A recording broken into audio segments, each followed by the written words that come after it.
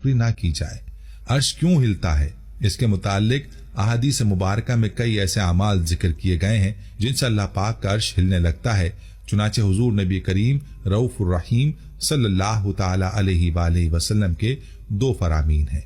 Number 1, जब फासिक की मदहा यानी तारीफ की जाती है, रब ताला गजब फरमाता है और अर्श इलाही जुम्बिश करने यानी हिलने लगता है। नंबर 2, शादी करो और तलाक ना दिया करो कि तलाक से अर्श इलाही हिलने लगता है।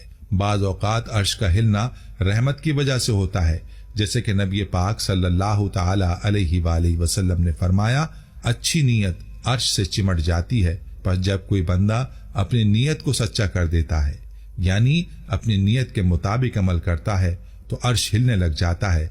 फिर उस बंदे को बख्श दिया जाता है। अर्श के साए में सबसे पहले कौन होगा? सैयदुल मुबल्लिगीन रहमतुल लिल आलमीन सल्लल्लाहु ताला अलैहि वालैहि वसल्लम का फरमान है, बेशक कयामत के दिन अल्लाह करीम के अर्श के साए में सबसे पहले जगह पाने वाला वो शख्स होगा जिसने किसी तंगदस्त को मोहलत दी ताकि वो कर्ज की अदायगी के लिए कुछ वक्त पाले, या अपना कर्ज मुआफ कर दिया और कहा कि मेरा माल तुम पर अल करीम की रजा के लिए सदका है, और उस कर्ज की रसीद को फाड़ दे। कुर्सी भी अल्लाह पाक की अजीम नूरानी मखलूक है। ये अर्श के नीचे अर्श से मिली हुई है और 7वें आसमान के ऊपर है। 7वें आसमान और कुर्सी के दरमियान 500 साल की मुसाफत है, और इस मुसाफत के बारे में कोई यकीनी राय कायम करने से खामोशी बेहतर है। कुर्सी अर्श से जुदागाना अल्लाह पाक की मखलूक है। अल्लाह पाक की हर तख्लीक में कोई ना कोई हिकमत पोशीदा होने के बावजूद अल्लाह ताला को इन चीजों की मोहताजी नहीं, लिहाजा उसने अर्श को न बुलंदी चाहने के लिए पैदा फरमाया, न कुर्सी को बैठने के लिए तख्लीक फरमाया। कुर्सी कैसी है, इसके बारे में हमारे प्यारे नबी सल्लल्लाहु ताला अलैहि वालैहि वसल्लम ने इरशाद फरमाया, कुर्सी भी मोती की और कलम भी मोती का है। कलम की लंबाई 700 साल की मुसाफत है और कुर्सी की लंबाई जानने वाले भी नहीं जानते। कुर्सी की वसअत नबी पाक सल्लल्लाहु ताला अलैहि वसल्लम ने फरमाया, 7 आसमान कुर्सी के आगे ऐसे हैं जैसे सहरा में एक छल्ला पड़ा हो, और अर्श कुर्सी के मुकाबले में इतना बड़ा है जैसे छल्ले के मुकाबले में सहरा। हजरत वहाब बिन मंबा रहमतुल्लाह अलैह फरमाते हैं कि कुर्सी के 4 पाए हैं जिनमें से हर एक आसमान और जमीन से ज्यादा लंबा है। सारी दुनिया कुर्सी के सामने ऐसी है जैसे तुम में से किसी की हथेली पर राई का दाना होता है। दोस्तों, अल्लाह ताला ने कुरान मजीद में एक जगह इरशाद फरमाया, मगर वो उनके साथ होता है ख्वाह वो कहीं भी हों, मगर वो साथ ही होता है वो जहां भी हों।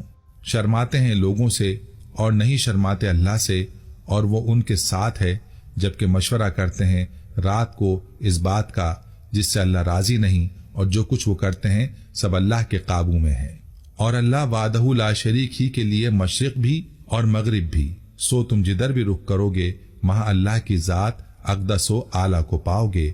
बेशक अल्लाह बड़ी वुसअत वाला निहायत ही इल्म वाला है, और वही अल्लाह है आसमानों में और जमीन में, और जानता है जो कुछ तुम करते हो।